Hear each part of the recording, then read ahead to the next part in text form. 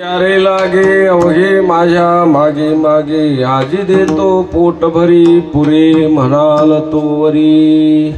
हळूहळू चला कोणी कोणाशी न बोला, आजी देतो पोट भरी पुरे म्हणाल तो वरी.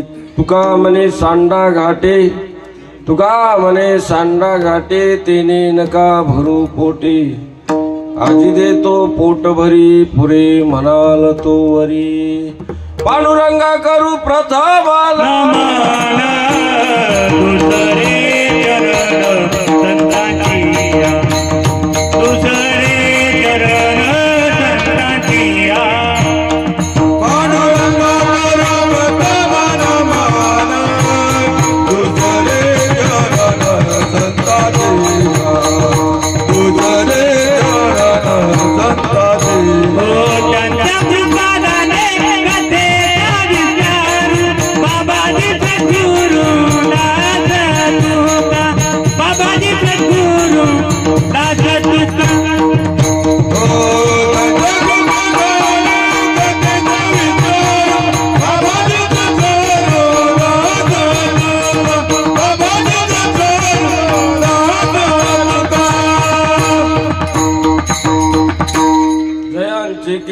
स्मरण होय सकळ विद्यांचे अधिकरण, तेची वंदो श्री चरण श्री गुरूंचे, ते नमस्कारोनी आता. नमो ज्ञानेश्वरा नमो ज्ञानेश्वरा, निवृत्ती उदारा सोपान देवा मुक्ताबाई नमो. त्रिभुवन पावनी आद्यत्रय जननी देवाची, याल तरी हारे लागे अवघे माझ्या मागे मागे, आजी देतो पोटभरी पुरी म्हणाल तो वरी.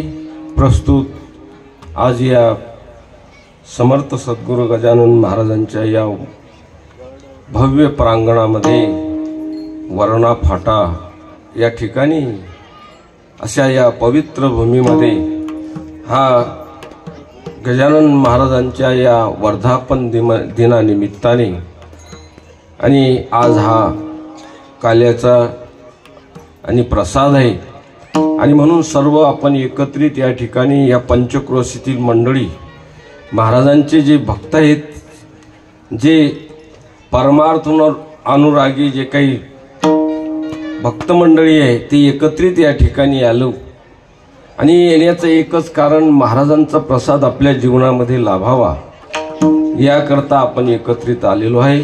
अशी ही पवित्र वास्तू या ठिकाणी निर्माण झालेली आहे. तुमच्या आमच्या करताच ही आणि वास्तू या ठिकाणी तयार झालेली आहे. परिसरातील मंडळी ज्यांना शेगावला जाता येत नसेल त्यांनी इथं येऊन महाराजांच्या चरणी पारायण करावं, दान धर्म सत्कर्म करावा, महाराजांचं चिंतन करावं. जवळच्या जवळ आपल्याला येऊन प्रपंचामधले कामं करायचे आणि इथलं महाराजांचं दर्शन घेता यावं याकरता या ठिकाणी हे सुंदर अशा प्रकारचं वातावरण तयार झालेलं आहे. तेव्हा अशा या पवित्र भूमीवर या ठिकाणी सर्व कीर्तनाकरता असलेले गायक मंडळी, वादनकार मंडळी आपल्या परिसरातीलच आहे आणि म्हणून आम्हाला देखील हरिभक्तपरायण सुनील भाऊ वावगे यांनी निमंत्रण दिलं. महाराजांनी सांगितलं की आम्हा या ठिकाणी तुम्ही सुद्धा सेवेकरता या. इथं 7 दिवस श्री समर्थ गजानन महाराजांच्या चरित्राचं आणि या ठिकाणी काय झालेलं आहे, चरित्र वर्णन झालेलं आहे आणि ते चरित्र वर्णन करणारे साध्वी सर्वेश्वरी दिदी शिवालय आश्रम नांदुरा यांच्या मधुरवाणीतून या ठिकाणी आणि महाराजांचं चरित्र या ठिकाणी सांगण्यात आलं. बरेच श्रोते लोकांनी ते श्रवण केलेलं असेल. महाराजांची ही जी वाणी आहे, महाराजांचं जे चरित्र आहे तेही प्राणा परवते, आवडती मज निरुते, जे भक्त चरित्राते प्रशंसती. या न्यायाने आपल्याला देखील तो लाभ प्राप्त झाला आणि आज या उत्सवाची सांगत आहे.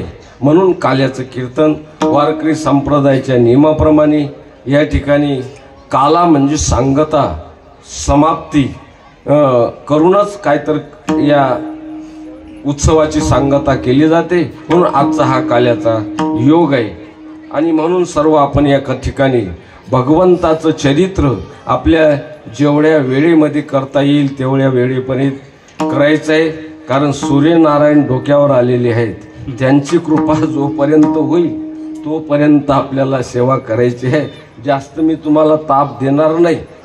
तेव्हा आपल्याला हे काल्याचं कीर्तन तुम्ही नेहमीच ऐकता. बरं, ते काल्याचं कीर्तन असं आहे, ते नेहमी तेच चरित्र गावं लागतं. जसं रेल्वे आहे, रेल्वे किती दूर जावं पण 2 पटऱ्यावरूनच जावं लागते तिला, ती पटरी सोडून चालता येत नाही. तसं काल्याचं कीर्तन आहे, केवढंही करा तुम्ही, थोडं करा का जास्त करा, पण चरित्राच्याच माध्यमातून ते करावं लागतं.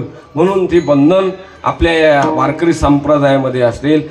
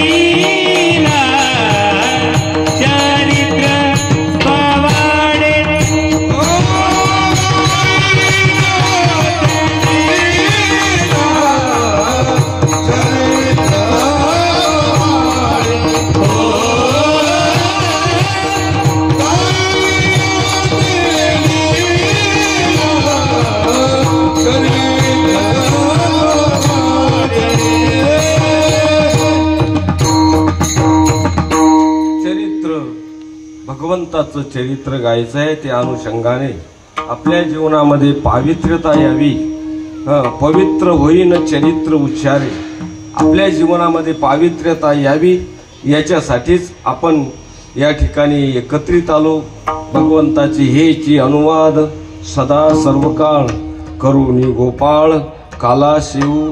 मला तात्पर्य सांगायचे, सर्व तुम्ही आपण व्यवहारामध्ये म्हणा, परमार्थामध्ये म्हणा, कोणत्याही क्षेत्रामधली व्यक्ती जी धडपड करते, प्रयत्न करते, ते कशासाठी करते?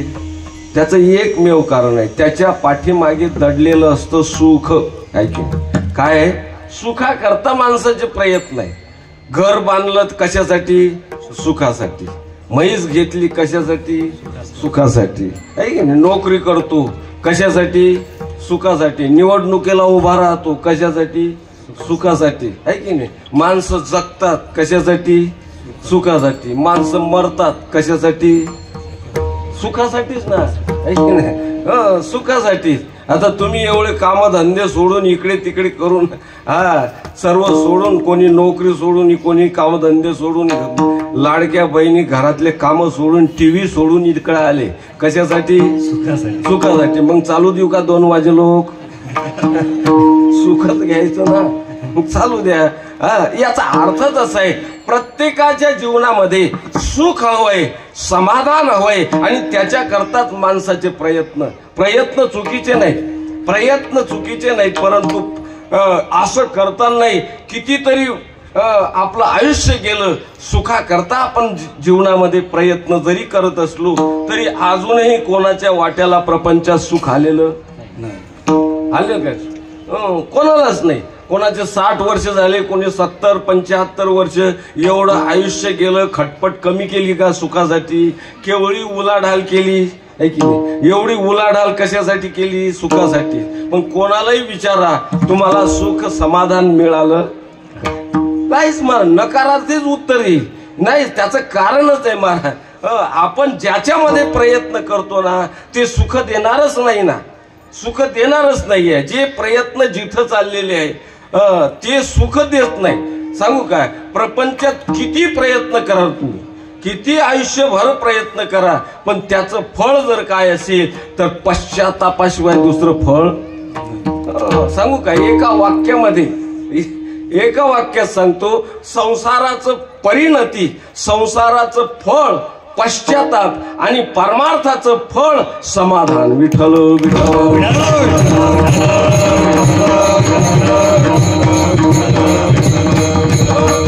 प्रयत्न चुकीचे नाही, प्रयत्न सारखे चाललेले तरी देखील आपल्याला समाधानाचं ठिकाण लागलं नाही, सुखाचं आणि लागलं नाही. आशेमध्ये जीवन जातं माणसं.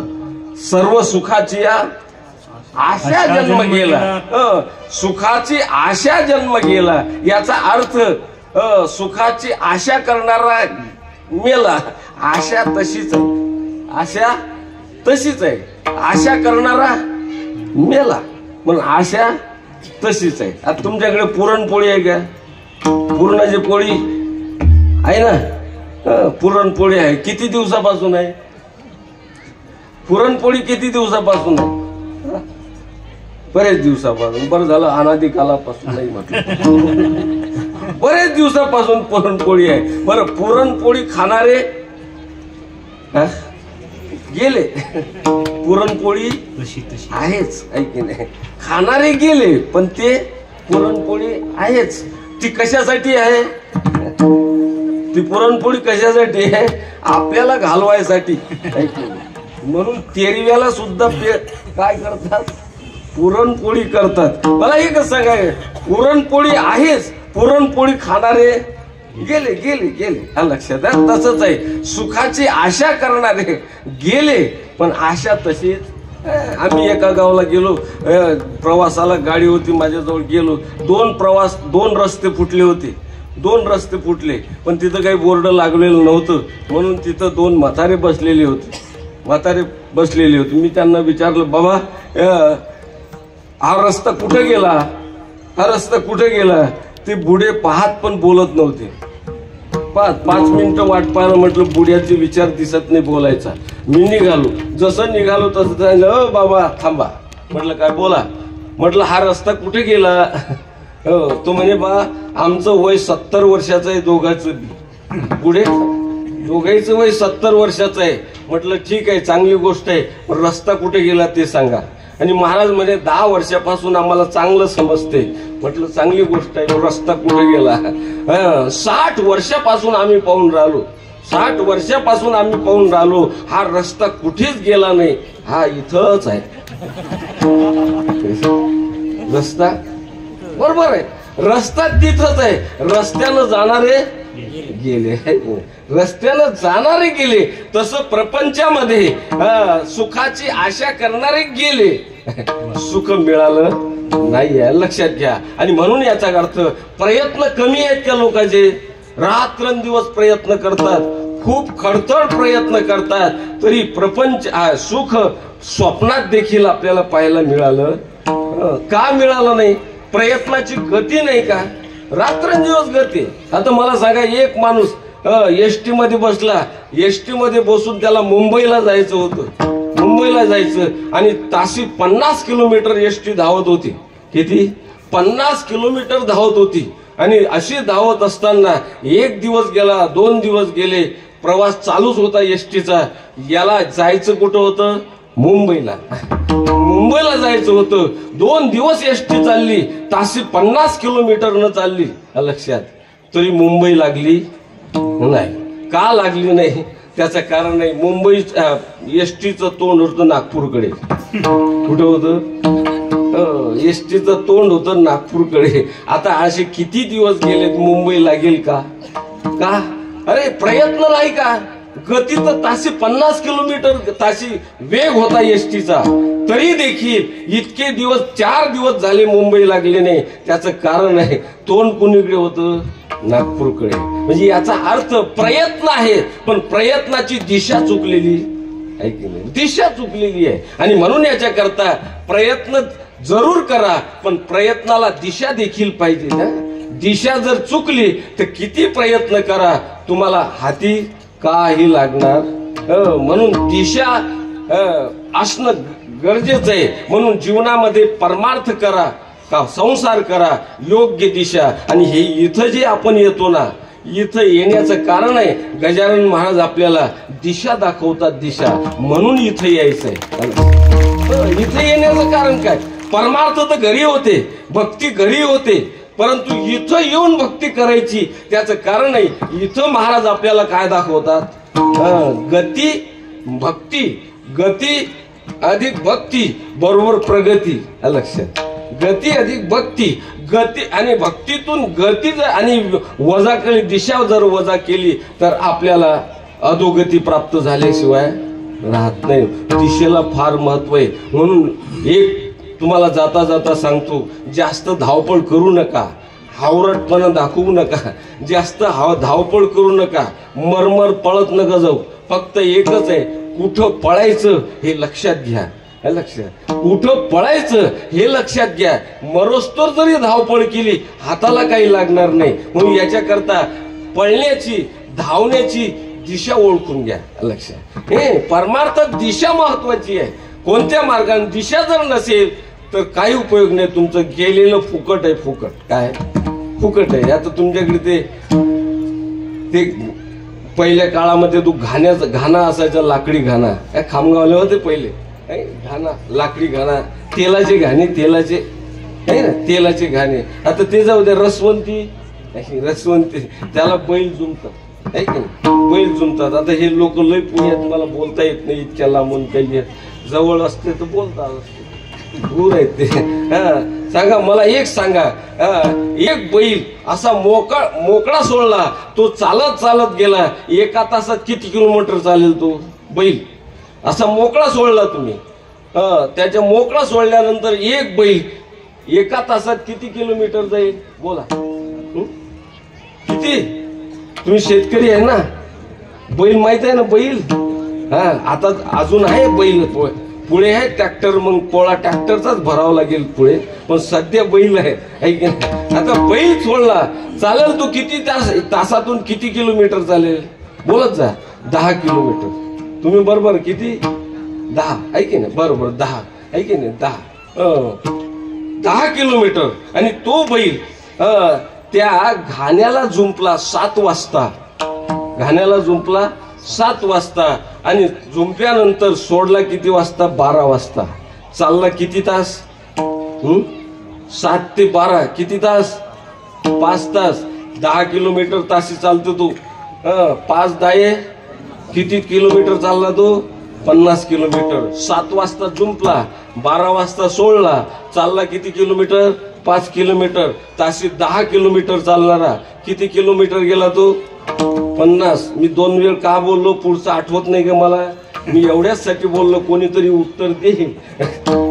पण तो 50 किलोमीटर चालला, तुम्ही होत म्हणून राहिले. अरे तो जिथं जुंपला, सोडला, कुठं सुटला तो? घाण्याचा बैल, घाण्याचा. कुठं सुटला तो? 5 तासानं तिथं सुटला. चालला नाही का तो? चालला, 5 तास चालला, पण किती अंतर कापलं त्यानं? किती अंतर कापलं? कापलं नाही. मी कोण्या घाण्याच्या बैलाचं बोलतो? ते बोलण्यासाठी शेगावून आलो का इथं? विठ्ठल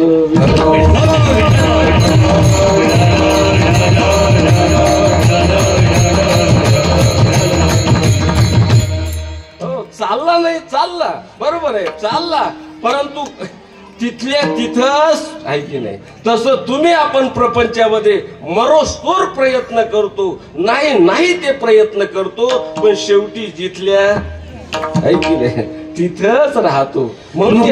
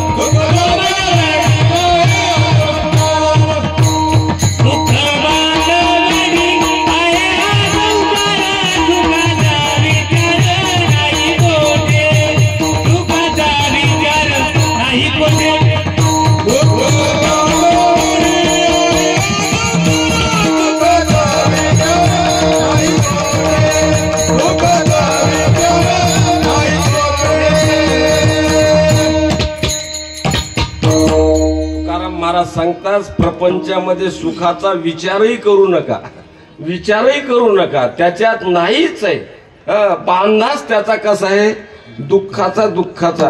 आणि म्हणून एकच लक्षात घ्या, कोणाचाही प्रपंच असो, तो श्रीमंताचा असो का गरीबाचा असो, लक्षात घ्या. तुम्हाला वाटतं श्रीमंत लय सुखी आहेत, नाही नाही, अशी कल्पनाच नका करू. प्रपंच इंद्राचा असो का उंदराचा असो, सारखाच सारखा, त्याच्यात फरकच करू नका. इंद्राचाही तोच आणि उंदराचाही तोच, प्रपंचच आहे तो, लक्षात. मग त्याच्यात फरकच नका करू. कोणालाही दणकाच आहे तिथं, है की नाही. आमच्या शेगावला विंचू विकायला आले. विंचू काय आले, विंचू समजते ना, आडनावाचे नाहीत, हे नागी करून चालणार, ते नागी आले. ते मग आणले बाजारात विकायला. आता कोणतंही दुकान मांडा, गिराईक आहेच. आलं गिराईक, कसे दिले, याने सांगितलं 100ला 1, 100ला 1. तो म्हणे लय महाग झाले हो. तो म्हणे मग हे काय डांबर रोलनं भेटतात का, महाग झाले. शोधावं लागतं हे दगडाखाली, नाल्यानं, खोल्यानं, ठिकाणी. 100च्या खाली किंमत कमी होणार नाही. मग घेणारा म्हणजे ठीक आहे, 100 तर 100, म्हणजे याच्यात काही लहान आहेत त्याची किंमत करा, याच्यात लहान विंचू आहेत त्याची किंमत कमी करा. तो म्हणे लहान असो की मोठा असो, दणका सारखा आहे. दणका तसं प्रपंच लहानाचा असो का मोठ्याचा असो, दणका असं कमीच नाही, त्याचा दणका आहेच महाराज. हो, मी म्हणतो आपण ग्रामीण भागातले बरे आहो महाराज. इथं काही ना काही काम करून आल्यानंतर, कष्ट करून आल्यानंतर घरी गेल्यावर संध्याकाळी झोप आणि जेवायची सुद्धा सूद राहत नाही. आल्या आल्या माणसाचं पडल्या पडल्या काय होतं, डोळा लागतंय. महाराज झोप नाही लोकांना, झोप. आपण भाग्यवान आहो. आणि सांगू का, खरं भाग्याचं लक्षण ते आहे, ज्याला पडल्या पडल्या झोप लागते ना, त्याच्यासारखा भाग्यवान जगात कोणी नाही. जगात कोणी नाही भाग्यवान त्याच्यासारखा. हो, मी तर याची पुढे चालून सांगतो, पडल्यानंतर झोप लागणं हाही खरा भाग्यवान नाहीये. पडल्यानंतर झोप येणं हाही खरा भाग्यवान नाही. मग पहिले डोळा लागतो मग खाली पडतो, तो खरा भाग्यवान. आपलं भाग्य, आमचे वारकरी असे लय भाग्यवान आहेत, पहिले डोळा लागते मग खाली पडतो. आमच्या टाळकऱ्यात एक पडला, दणकन पडला माझा टाळकरी, पडला. लोकांनी उचललं, पाणी पाजलं, मग त्याला सावध केलं, सांगितलं बाबा काय झालं तुला. त्याने सांगितलं काय झालं नाही, असंच कीर्तन 5-10 मिनिट वाढलं की हिरवं पिवळं दिसते ना, असंच होते. याच्यासारखे भाग्यवान जगात कोणी. अरे लोकांना झोपेसाठी गोळ्या घ्याव्या लागतात, गोळ्या. आपल्याला गोळ्या माहित नाही, मोठ्या मोठ्या श्रीमंतांना गोळ्या घ्याव्या लागतात, 4-4 गोळ्या. त्या गोळ्या जाऊन पोटात झोपतात, पण हा जागीच असतो. आपण भाग्यवान आहे की नाही. म्हणून या करता प्रपंचामध्ये महाराज समाधान नाही, शांती नाही. लक्षात, एकानं तर श्रीमंत माणसाने शांती मिळावी म्हणून घराला शांती सदन नाव लिहून टाकलं. घराला काय दिलं नाव, शांती सदन. पण त्या घरात एवढी शांती होती की शेजारचे अर्ध्या किमतीत घर विकून निघून गेले. शांती प्रपंचात नाही महाराज, नाही, समाधान नाही. सांगू का, मी मगाशीच सांगितले एका वाक्यामध्ये, प्रपंच कोणाचाही असो, प्रपंचाची परिणती पश्चातापामध्ये आहे. काय, पश्चातापाशिवाय काहीच नाही त्याच्यामध्ये, लक्षात घ्या. आणि समाधान पाहिजे असेल, सुख पाहिजे असेल तर देवाशिवाय काहीच कधीच सुख मिळणार नाही. विठ्ठल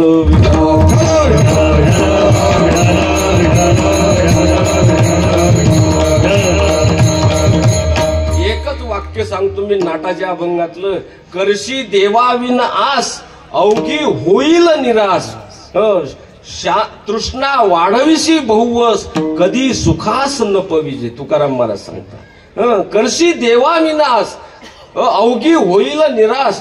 तुम्हाला सुख पाहिजे का, देवाशिवाय सुख मिळणार नाही. नाही, देव म्हणजे सुख, सुख म्हणजे देवाला सोडून तुम्ही सुखच मिळू शकत नाही. ओ, गाईचं दूध काढायचं, दूध मिळायचं असेल तर तुम्हाला काय करावं लागेल? तुम्ही खेड्यातले लोक आहात ना, चांगले ऐकताना झोपलं नाही ना. गाईचं दूध काढायचं असेल तर तुम्हाला काय करावं लागतं? मला माहितच नाही का? गाईचं दूध काढायचं असेल तुम्ही वासराला सोडता की नाही?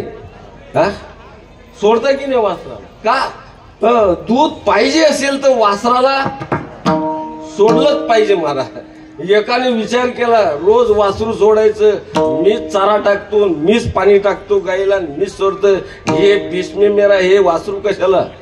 त्याने विचार केला, त्या दिवशी नाहीच वासरू सोडायचं म्हणे. वासरू सोडलंच नाही.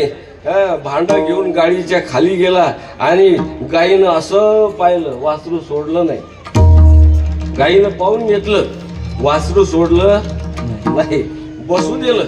जसा हात काशेत घातला तशी बॅटिंग सुरू झाली. बॅटिंग, चौकार सिक्सर, चौकार सिक्सर, सिंगल एकही घेतली नाही. हो, त्याचा चष्मा कोणीकडे तर मोबाईल कोणीकडे, दात बसवलं होते ते तिसरीकडे. शेवटी गायीनं दावं तोडलं, त्याच्या छातीमध्ये दोन्ही शिंग. मग ओरडला तो, धावा रे, मेलो रे, धावाले. आणि मग शेजारचे लोक धावून आले आणि सांगितलं, महादू हे काय रे? तो म्हणे प्रयोग. काय प्रयोग? अरे प्रयोग काय? मग पाहिलं म्हणे वासरू न सोडताना दूध देते काय? नाही, दूध पाहिजे असेल तर वासरू सोडावंच लागेल. तसं तुम्हा आपल्याला सुख पाहिजे असेल तर देवाशिवाय मिळणारच नाही. सुख रूप तुझ्या कोणी सांगा, सुख रूप तुझ्या कोणी सांगा, सुख रूप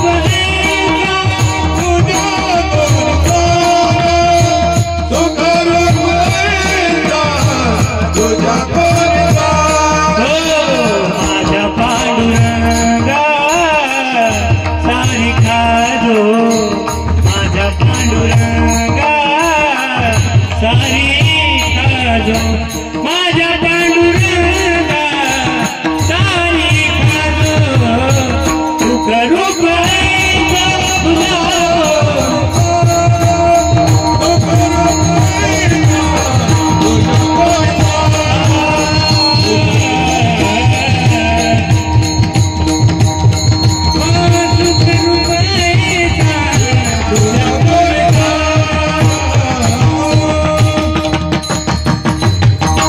सुख रूप सुख दुसरीकडे नाही, देव म्हणजे सुख. यो वैभुमा तत्सुखम नाल्पे सुखम असती. म्हणून तुकाराम महाराज सांगतात, आपुला तो एक देव करुणी घ्यावा, तेने बीन जीवा. म्हणून तुम्ही आपण प्रपंचाच्या मागे किती जरी गेलो, प्रपंच वाढेल, होईल मोठा. प्रपंच वाढायला काय लागते महाराज? प्रपंच वाढायला काही डोकंच लागत नाही. बिनडोक माणसाचे प्रपंच खूप मोठे मोठे झाले. त्या प्रपंचाला प्रयत्नाची गरज नाही. प्रारब्ध असलं की वाढत राहत. ज्याचं प्रारब्ध अनुकूल आहे प्रपंच वाढतो, त्याचं काही नाही. तो बिनडोक जरी असला तरी प्रपंच तो प्रारब्धावर आहे ना. काय होते, एखाद्याचं काहीच करत नाही, हात नाही आलोत, पाय नाही आलोत. इकडे मामा मरतो त्याचंही येते, सासऱ्याचंही येते, काकाचंही येते, सर्वांचंही येतच राहते. आणि एखादा किती कमावतो पण जातच राहते. त्याचं कारण काय आहे? प्रारब्धावर आहे तो. म्हणून प्रपंचाच्या विषयी आपल्याला बोलायचं नाही, फक्त परमार्थ महत्वाचं आहे. तिथं आपल्याला सुख प्राप्ती होते, तेच ठिकाण आहे. त्या सुखासाठी करीसी तळमळ, पंढरीची जाय एक वेळ, पंढरीची जाय एक वेळ, पंढरीची जाय एक वेळ. सुखासाठी करीसी तळमळ, पंढरीची जाय एक वेळ, पंढरीची जाय एक वेळ, पंढरीची जाय एक वेळ.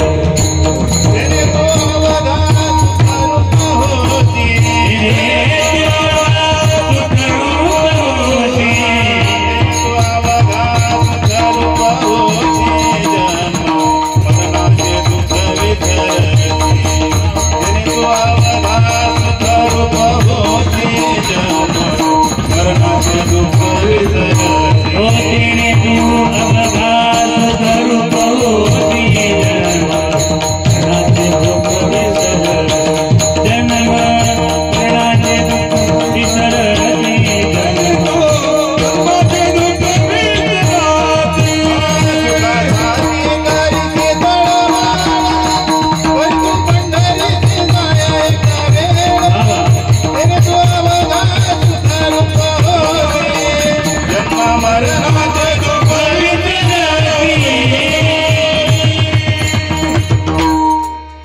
कितीतरी प्रमाण देता येतील पण असे सुखाचे प्रमाण देता देता लोकच दुःखी व्हायचे प्रश्न आहे. कारण त्यांना माहिती आहे वरून तापून राहिलं ते सुखी व्हायचे ऐवजी दुःखी होतील. म्हणून त्याच्याकरता आपल्याला परमात्मा आत्मा वारे द्रष्टव्य हा श्रोतव्य हा शास्त्र सांगते. तुम्हाला सुखाकरता जायचं असेल परमात्म्याकडे आणि म्हणून आपल्या भक्तांना परमात्मा सुख देतो. याकरता भगवान परमात्मा आणि गोकुळामध्ये जो अवतार धारण केला परमात्म्याने हे सर्वांना कल्पना आहे. चरित्र माहिती आहे सर्वांना. मी थोडक्यात सांगतो.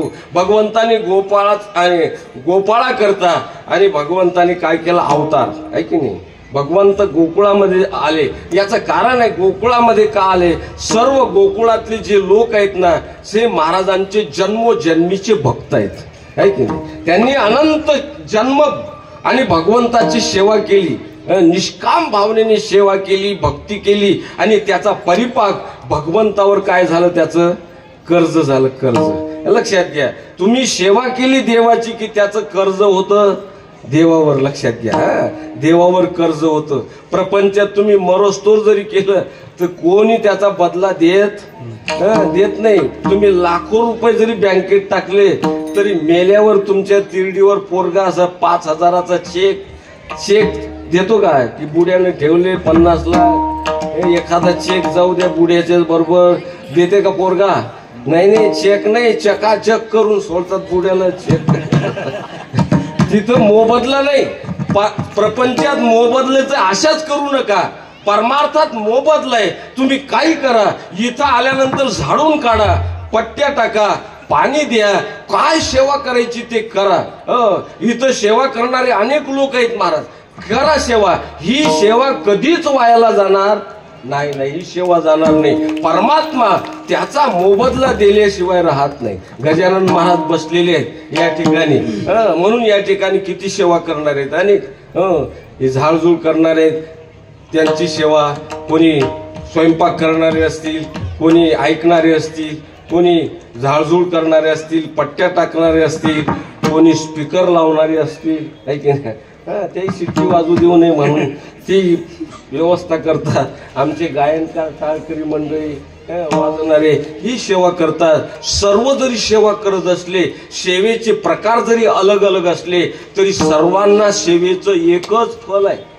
काय एकच आहे. झाडझूड करणारालाही तेच फल आणि कीर्तनकारालाही तेच फल. लक्षात आपल्या संप्रदायामध्ये अशी विषमता नाही समान फल आहे. म्हणून याकरता जे तुम्ही सेवा कराल ते कर्ज होतं देवावर आणि भगवंतावर जे कर्ज झालं ते कर्ज फेडण्याकरता भगवान गोकुळामध्ये अवतार धारण केला. ऋण फेडावया केला अवतार.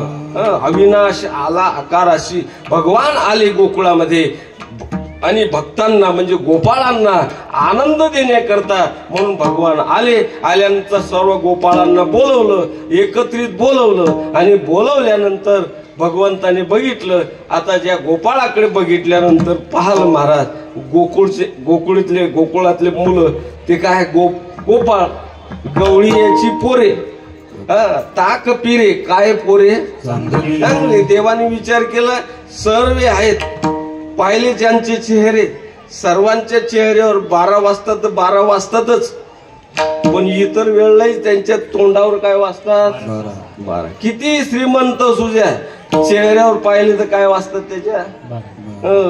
त्यांना विचार कसं काय सांगा महाराज कसे दिवस आले. म्हटलं तुला काय झालं पेटवलं तर 6 महिने भिजणार नाही एवढं आहे ना. तरी त्यालाही वाटते की काय होईल कसं होईल चिंता आहे त्याला बी. याचं कारण आहे महाराज प्रपंचातलं कोणी असो त्यांचे चेहरे म्हणजे फोडलेल्या गोरी सारखे. विठ्ठल विठ्ठल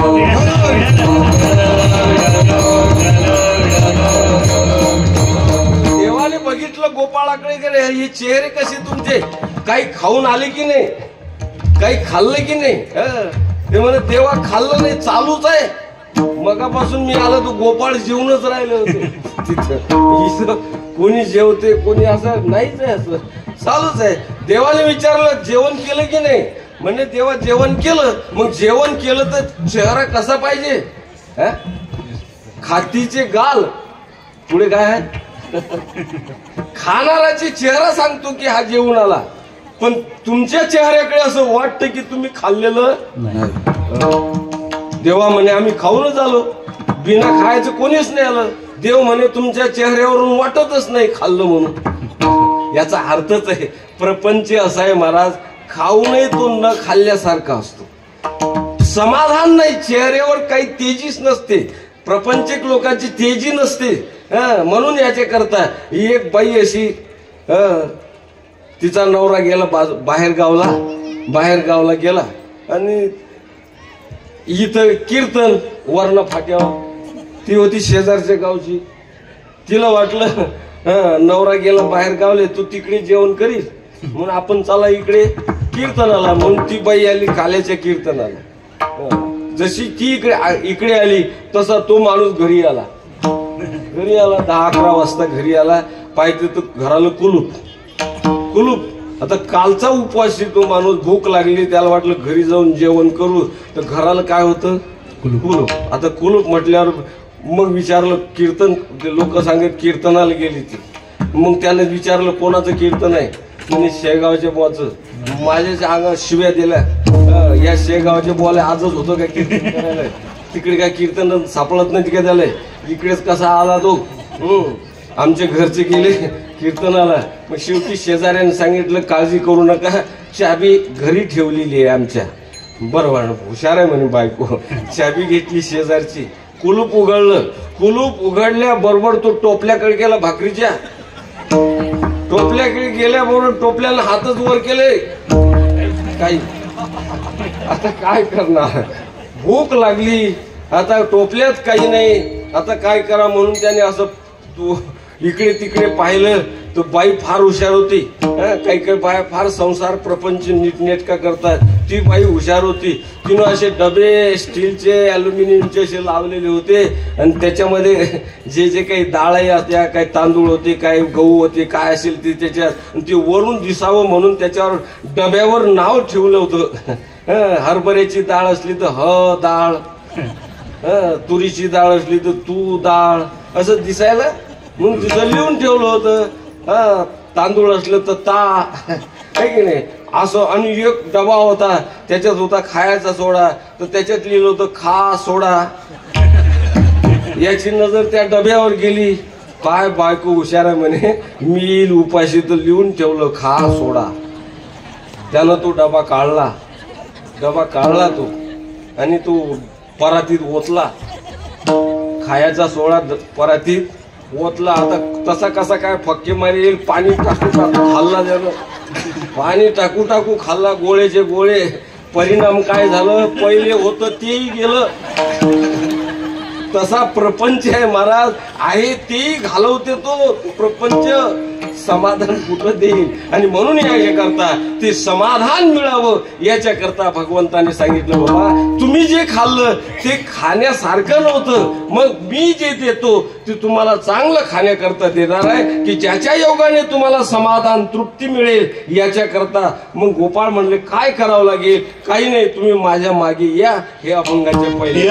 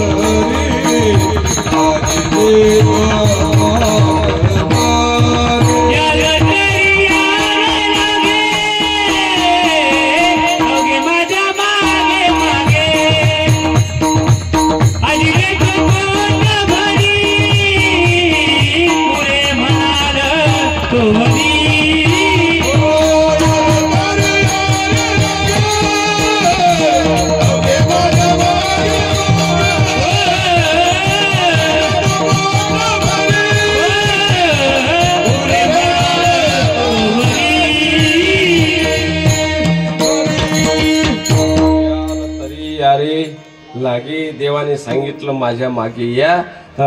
गोपाळ म्हणायला लागले तुझ्या मागे यायचं ठीक आहे, पण मागे आल्यानंतर काही मिळेल का? असे मागे येणारे लय येतात, आता येऊन गेले ते.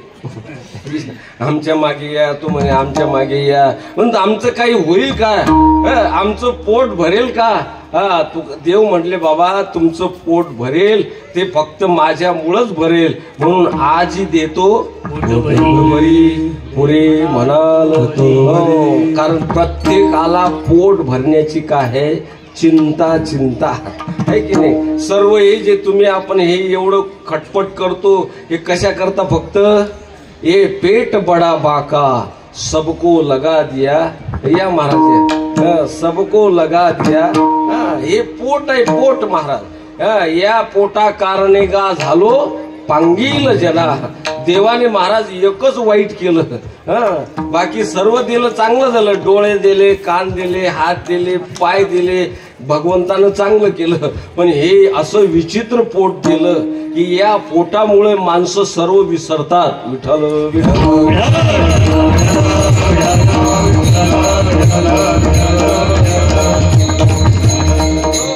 देव फार कलाकार आहे महाराज. या पोटानेच फार माणसाची काय केलेली आहे, फार वाईट दशा करून टाकलेली आहे. हे एवढे तिकडे फिरावं लागतं कशासाठी? माणसं हे पोट भरण्यासाठी काय काय करतील याचा नियम. बरं आजपर्यंत कोणाचं भरलं पोट सांगा ना. हात वर करा की माझं पोट भरलं. नाही नाही नाही कोणीच करू शकणार नाही. हे पोट भरत. बरं विती एवढे पोट केवढं आहे? वीत भर. म्हणजे याच्यात काय काय टाकतो माणूस तरी भरत नाही.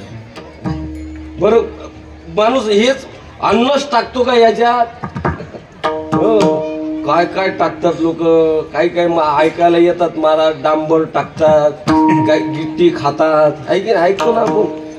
अलीकडे काही ते दिल्ली सरकारने जे संडासाची योजना केली, काही ते ऐकलं तर संडासही खाल्ले म्हणतात.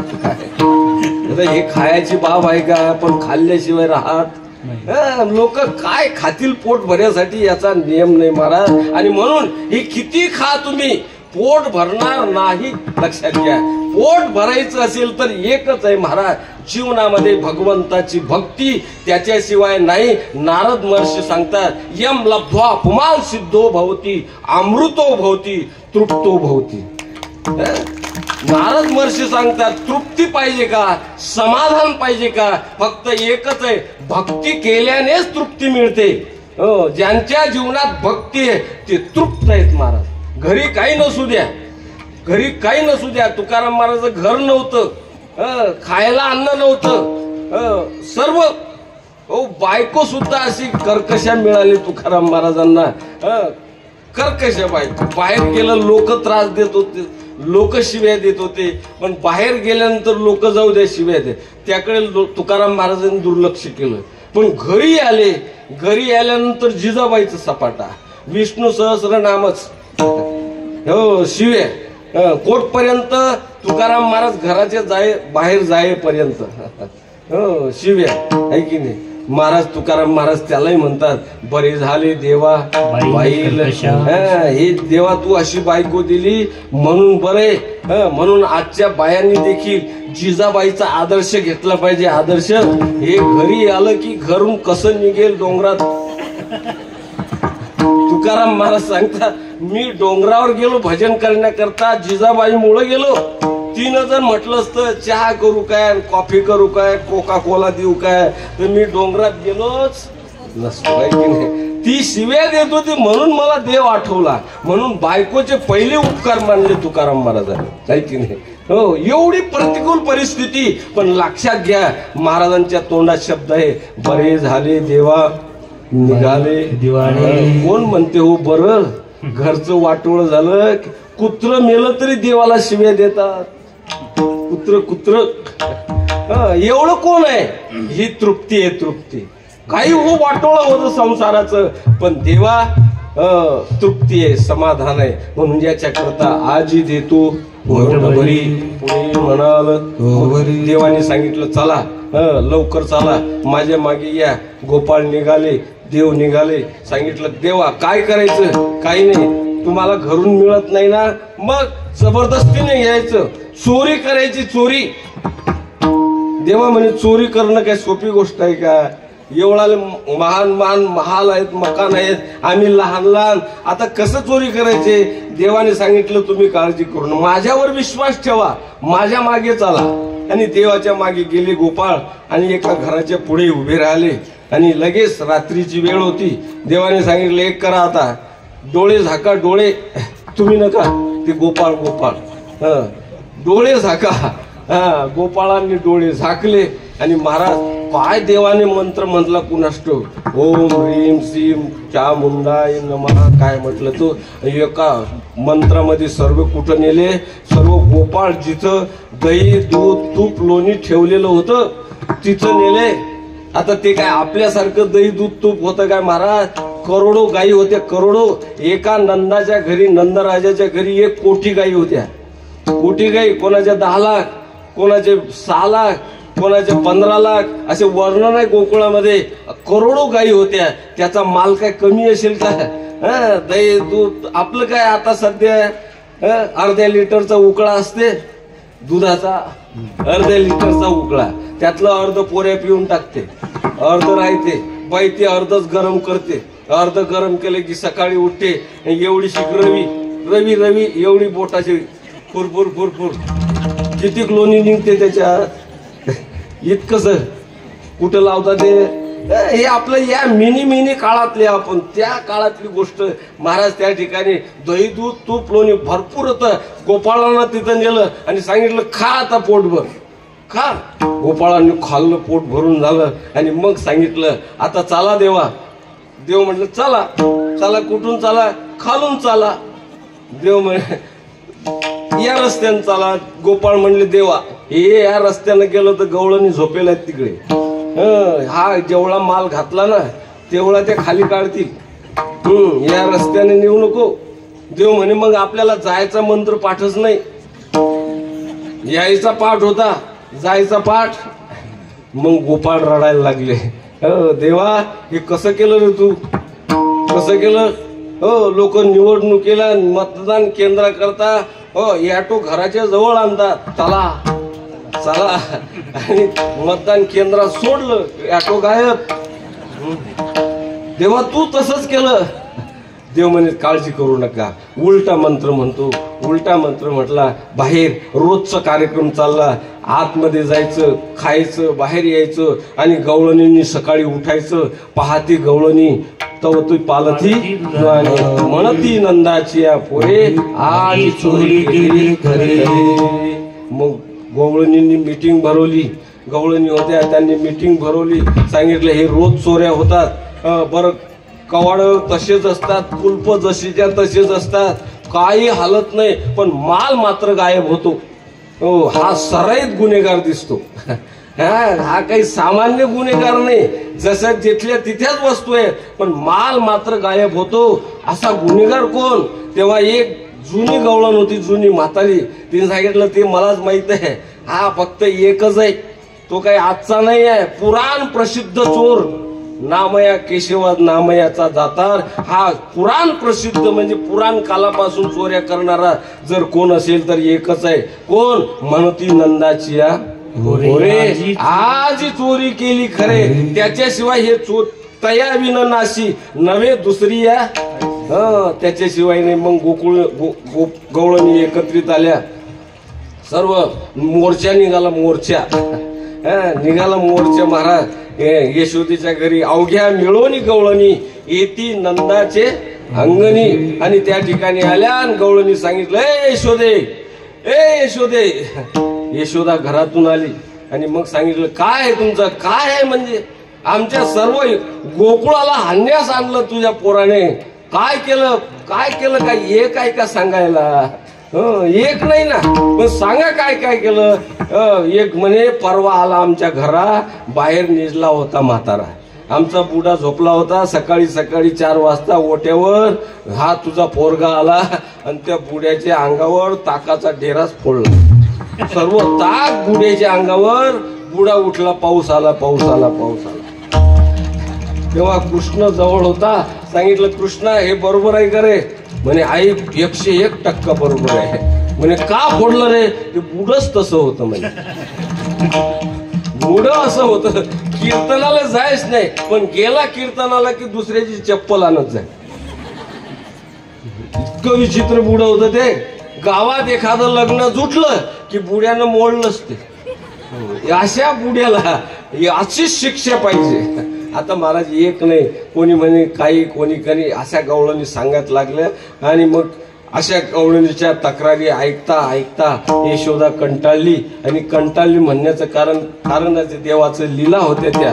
आणि ऐकता ऐकता सांगितलं, कृष्णा आता तू इथं राहू नको, आम्हाला कंटाळा आला. आता तुला एकच शिक्षा आहे. काय? गावात सोडून बाहेर जायचं. बाहेर कुठं जायचं? गाई घेऊन रानामध्ये. गोधने गोधने तारावया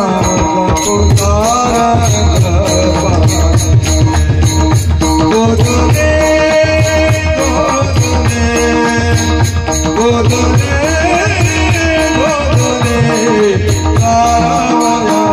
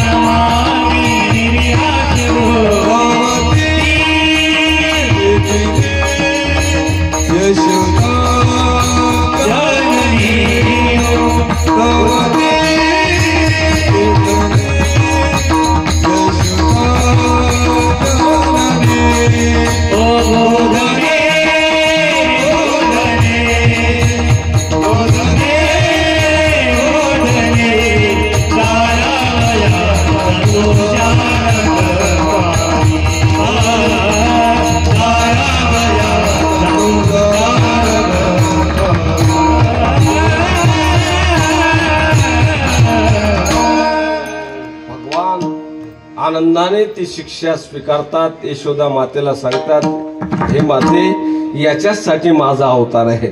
गायीची सेवा घडावी याकरताच मी अवतार आलेला आहो. आता मी गायी चारण्यासाठी जाणार. म्हणून भगवान गायी चारण्यासाठी जात आहेत. तत्पूर्वी संप्रदायाच्या नियमाप्रमाणे भजन करू आणि एक लीला सांगून समाप्त करू. विठोबा कुमार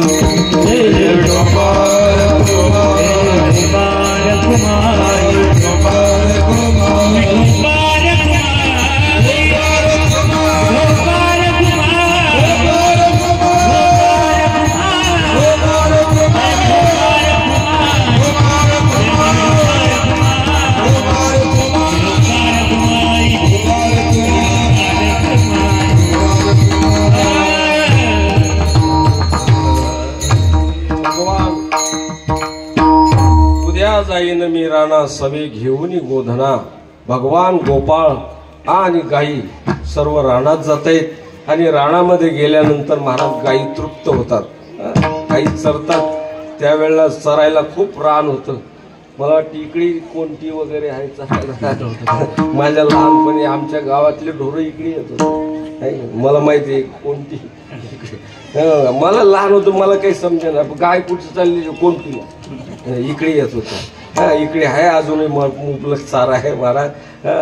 सुंदर अशा प्रकारचं रान गवत. गायी चरून तृप्त व्हायच्या आणि झाडाखाली बसायच्या. आणि मग गोपाळ सर्व.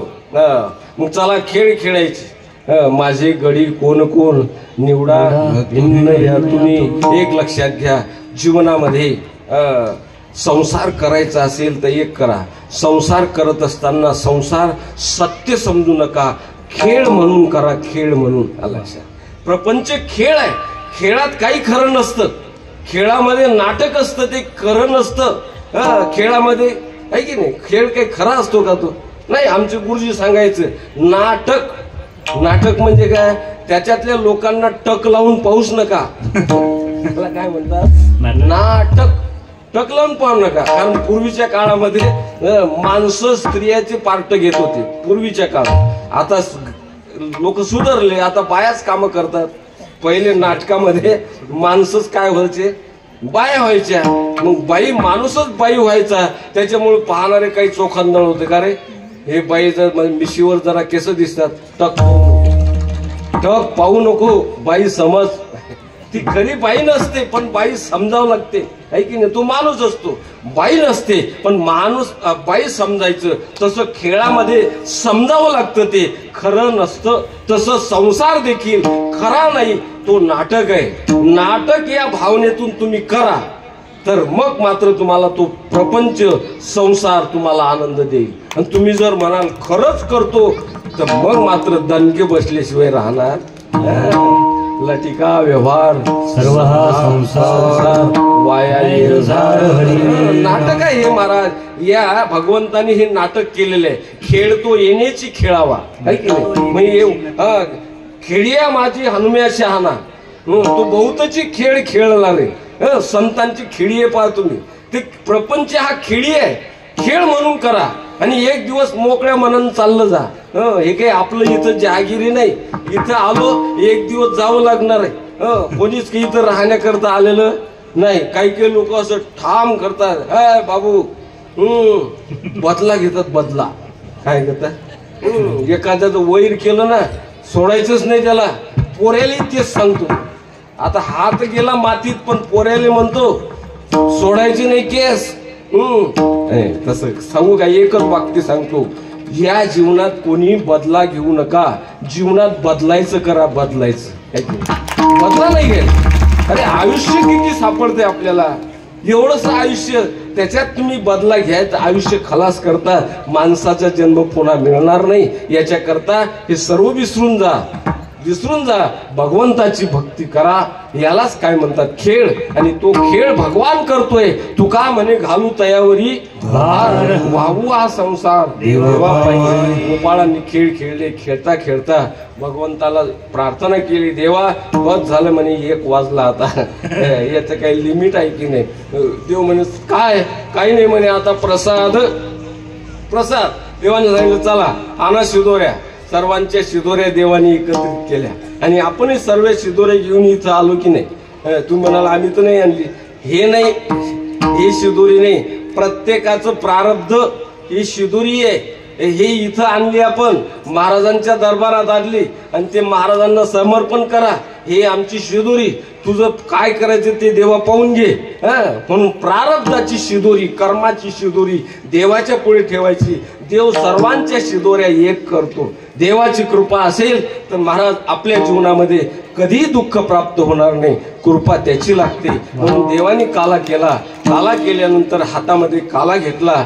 सर्व गोपाळांना बसवलं आणि एकाला तोंडामध्ये मुखामध्ये भगवान काला देत आहेत. काला वाटू एकमेका. त्याचं वर्णन शुकाचार्य करतात. बिप्रद वेणून जठरपटयो शृंगवेत्रेचे कक्षे वामे पानो मसृण कवलम तत्फलान्यंगुलेषु तिष्ठन् मते स्वपरी सुहृदो हासयन्नर्मभि स्वयि स्वर्गे लोके मिष्यति बुभुजे यज्ञ बुब्बाल केली. गोपाल कृष्ण भगवान की ज्ञानेश्वर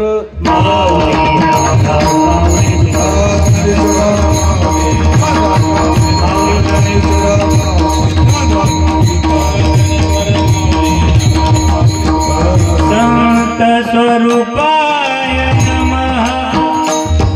श्री गजाननाय नमः. संत स्वरूपाय नमः. श्री गजाननाय नमः. संत स्वरूपाय नमः. गजाननाय नमः.